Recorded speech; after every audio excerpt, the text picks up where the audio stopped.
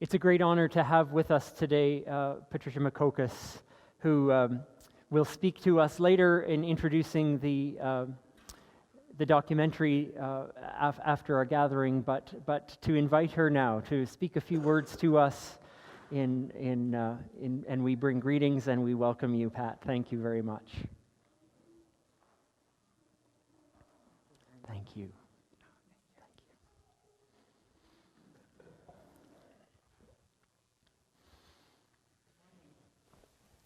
Yes. Good morning. It's a real honor to be here. As was said, my name is Pat Makokis, and I live at Saddle Lake Cree Nation.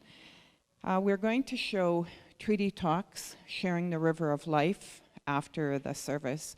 And I understand that some of you may not be here, so I was asked if I would speak a little bit about it, and it's rather ironic that Chris should talk about what I heard when I came in was, we are all one. So many years ago, probably 25, I went back to school. I went and I did a doctor's degree. A doctor's degree in education because I was a school principal. And in the message, we are all one, and that we need to see each other, what I found out was we were not seeing each other.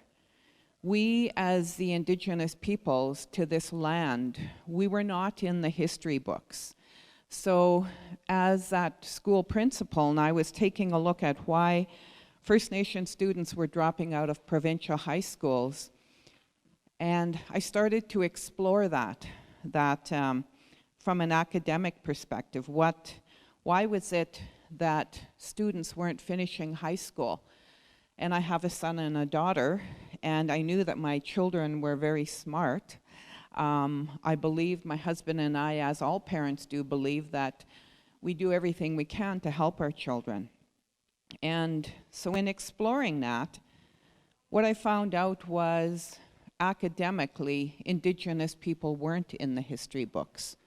We were all taught a colonial history that depicted Indigenous people as heathens and savages and inferior to others.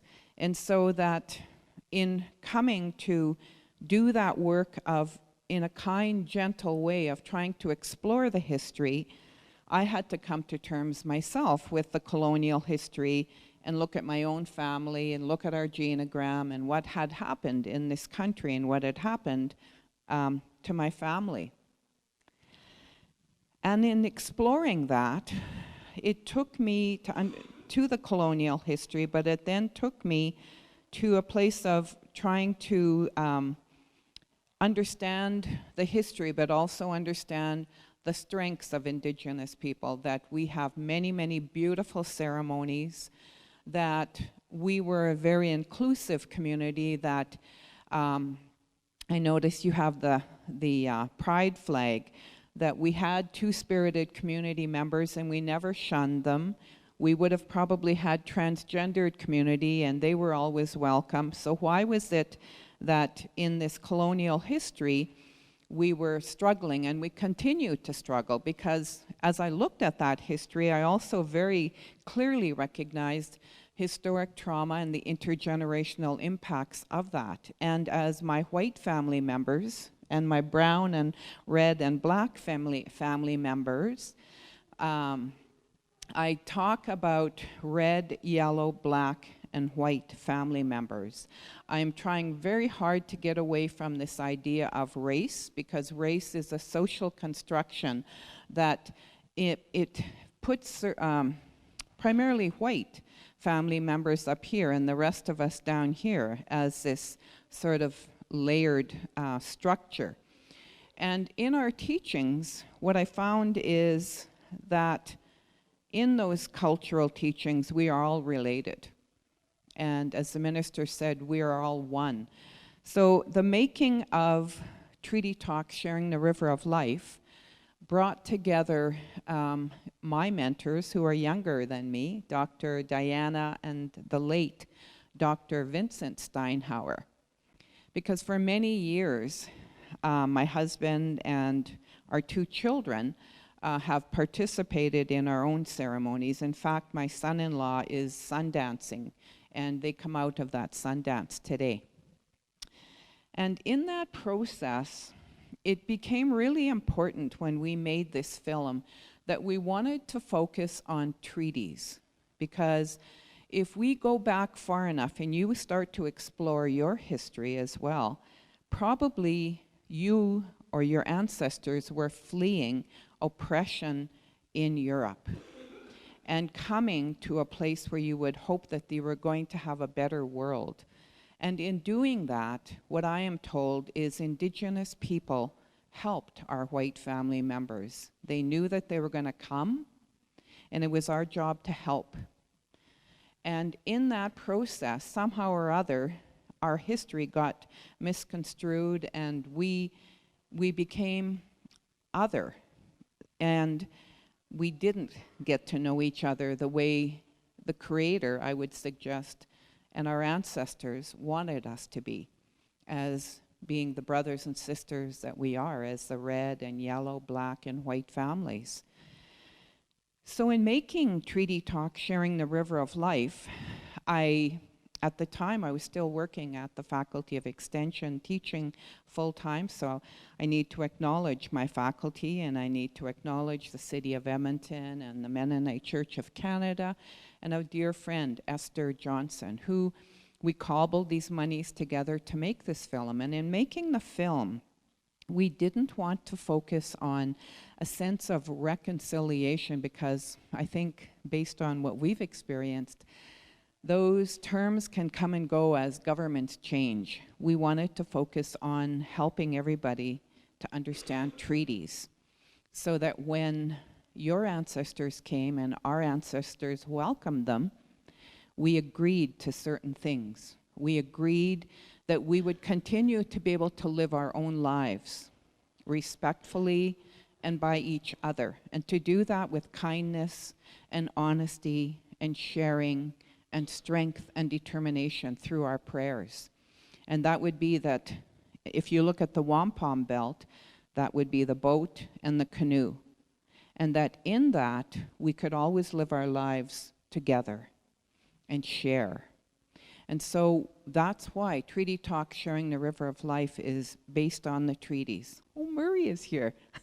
My friend Murray. And his wife, Madeline. That's why it's based on the treaties. It's based on the treaties because that grounds us together in this relationship, all of us, to the land.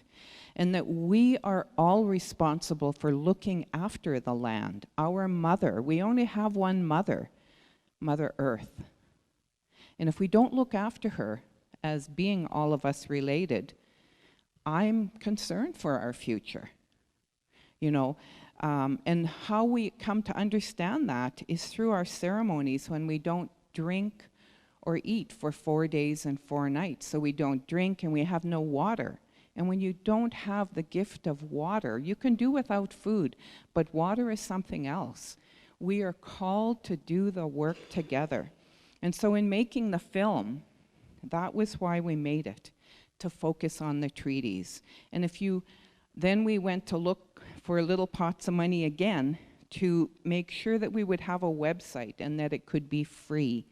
And anybody could go to the website and access it, because we need all of our relatives to understand this. And so it's on the website, it's free, anybody can watch it. We just finished a 350-kilometer walk. We walked from Edmonton to Calgary. And as we walked and talked, we did the same thing.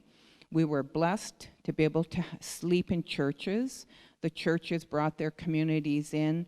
The walk was funded by the Health Sciences Association of Alberta, HSAA Union. And as our sponsor, their members came in too. So every evening after we would walk, we would show the film, and then we would do a talking circle. And we would talk about us, all of us, not knowing our own history. And I remember this older gentleman in one of the communities, he said, I'm here to unlearn. I'm here to unlearn and relearn. I'm here to unlearn what I was taught as a young boy, what I was taught as a man, what I was taught most recently. I need to unlearn that. And so I'm here, I'm walking, and I'm coming to these circles to relearn. And I have to believe in my heart that all of us want a better quality of life. I have a grandchild, one grandchild, and I fear every day for him, because if you watch the film, he's this little guy, he's just turned 5, he's got braids, and he's a beautiful little spirit. And I think I would, for my life, fight for him if anybody tried to take him away from me, and to cut his hair, and to remove him. And that's what happened in the history of this country.